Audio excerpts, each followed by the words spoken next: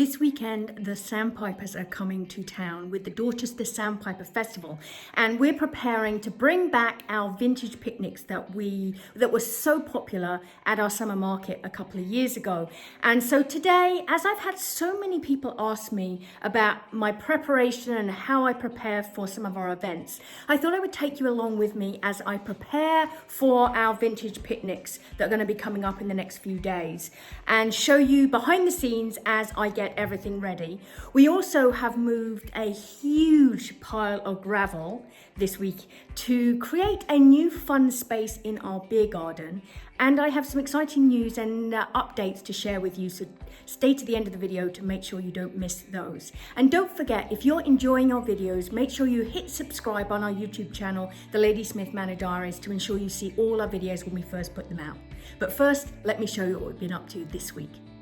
One of the biggest challenges when you're organising events in the summer is the weather.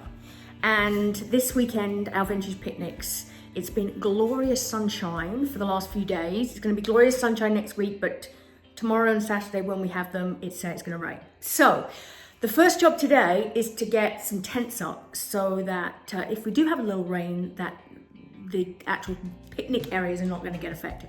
Sometimes the hardest part is just deciding where to put the tent.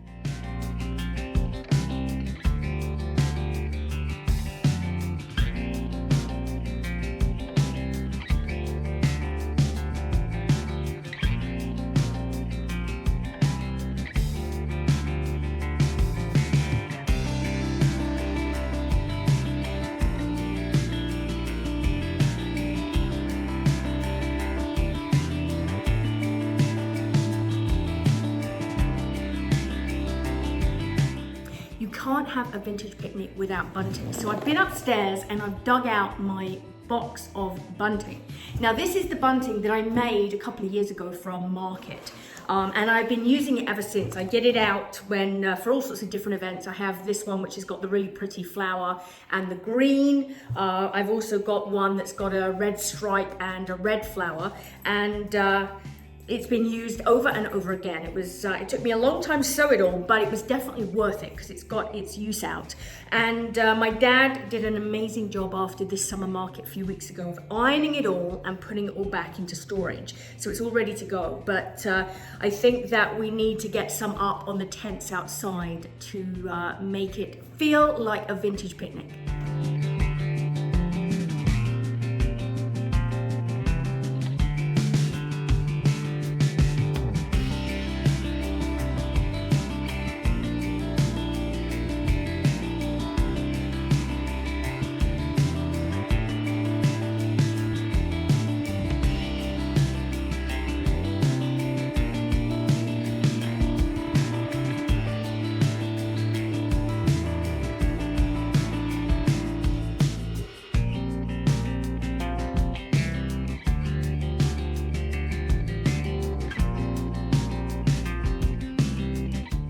It's a beautiful day today, so fingers crossed the sunshine stays for tomorrow, but you can see our tents are set up on the grass outside. We have our bunting up, and so we're gonna have to just wait till tomorrow to see the weather to decide whether we have to move it inside. But we're hoping to go outside, and in the morning we'll be moving the furniture out, because we don't just do picnics on blankets. Oh no. We bring our couches and our furniture out, our rugs, so they will all come out in the morning ready for our vintage picnics in the afternoon, and then we'll be doing it all again on Saturday. And next week I will take some video and show you what they all look like when they're all set up. This week we started moving a huge pile of gravel, and then Stephen had a really good idea about making this area into a games area, which meant that we had to pull up all the weeds first, lay down some fabric, and then start hauling more gravel to fill in this space.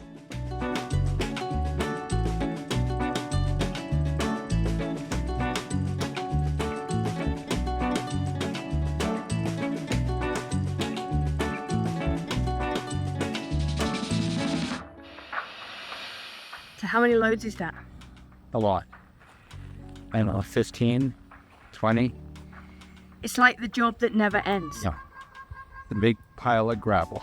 So we're making this space into a games area, which was your amazing idea. Yeah, I have a few of those. Every now and then. Everybody thinks you're the brainchild, but it's really me.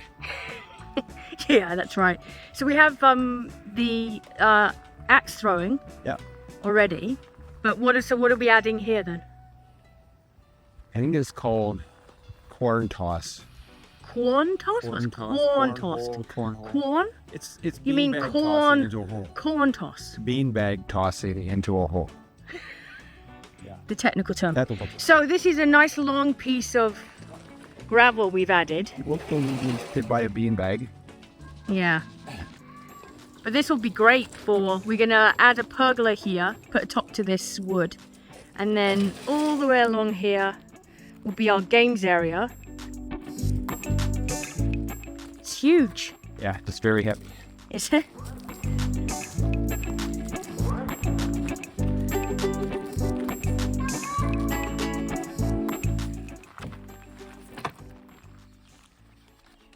Ta-da! Legal.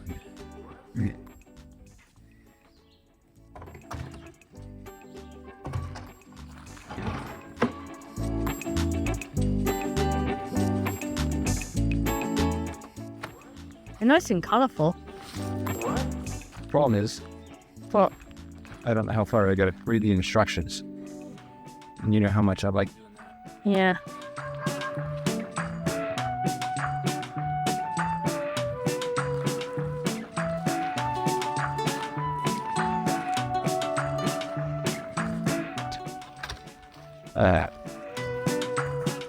It was made for us. So do you know the rules of this game? Oh, I guess really the rule is you just have to throw the beanbag and get it through the hole, right? yeah. We got to find out how far they should be apart. Technique for it.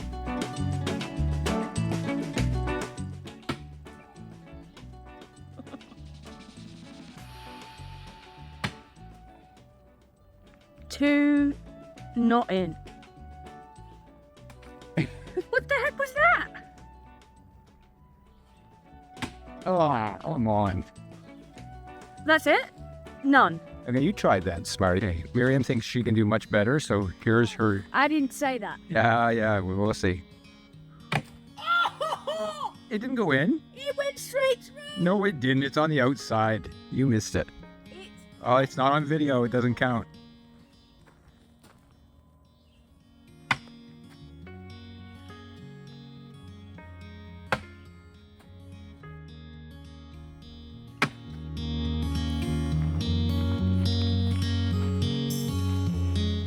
People often ask me how I prepare for the events that we do here at the Manor and what my process is and my thinking. And that's kind of a hard question because a lot of the stuff I do as I go along. But I do try to be as organized as possible.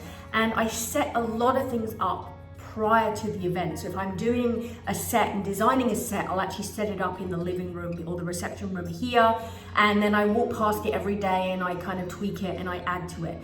But with this event we're doing with picnics, my plan today is using our dining room table, and I'm going to set all my baskets out, and I'm actually going to set out all my picnics on the table with everything that needs to go in the baskets, so it's nice and organized. So tomorrow when I come to actually put it together and to take them out to the picnics, it's all in the right place and organized. So that is the plan for today.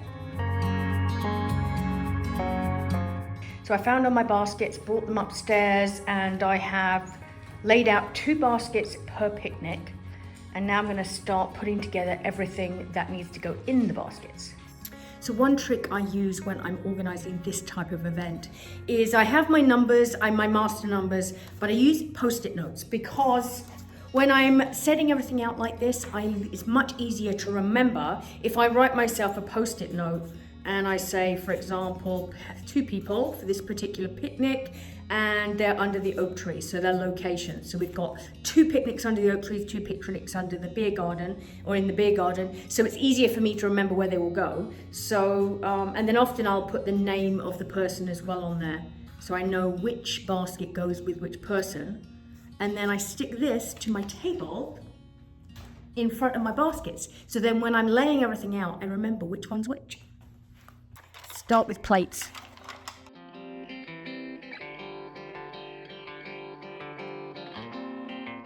Next, it's glasses. Bottles for lemonade. A mason jar for my veggie dip. So I'm going to cut my veggies into strips, put them in here with a dip at the bottom, and a jar for butter. Napkins and cutlery. One of my silver teapots or coffee pots that I'm going to fill with wildflowers, and I'm going to put it on the picnic table. So we're going to have one of those per table.